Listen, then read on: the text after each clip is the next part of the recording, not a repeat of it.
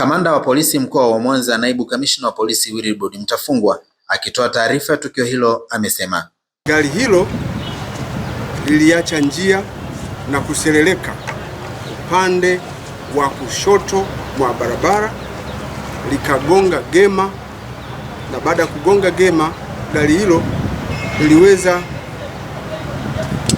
kumgonga askari wa jeshi la polisi ambaye alikuwa amesimama pembeni akifanya kazi yake ya usalama wa barabarani kwa maana ya kuongoza magari.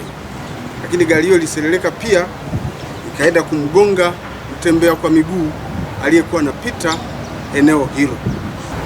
Gari hilo ambalo tumepata taarifa wakati wa ajali hiyo lilikuwa linaendeshwa na dereva mmoja ambaye amefahamika kwa jina moja la Alphonse.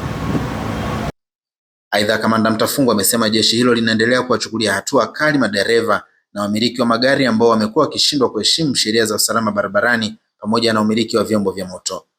Na msako mkali unaendelea kufanyika kwa kumtafuta dereva ambaye alikuwa anaendesha gari hilo, na gari hilo tayari linaendelea kufanyiwa uchunguzi na hawa wakaguzi wa magari ili kuweza kuona hilo gari lilikuwa lina hitilafu zozote ili hatua za kisheria ziweze kuchukuliwa.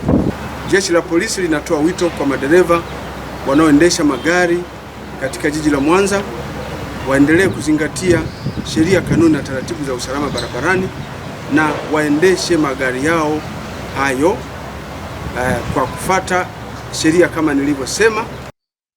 Baadhi ya wakazi wa mkoa wa Mwanza wamesikitishwa na tukio hilo na kuomba hatua kali kuendelea kuchukuliwa ili kudhibiti ajali zisizokuwa za lazima.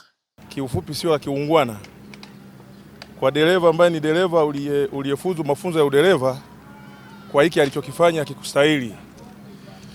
Kwanza, kitendo cha kufanya ajali na kukimbia hakiko kwenye afya ya udereva.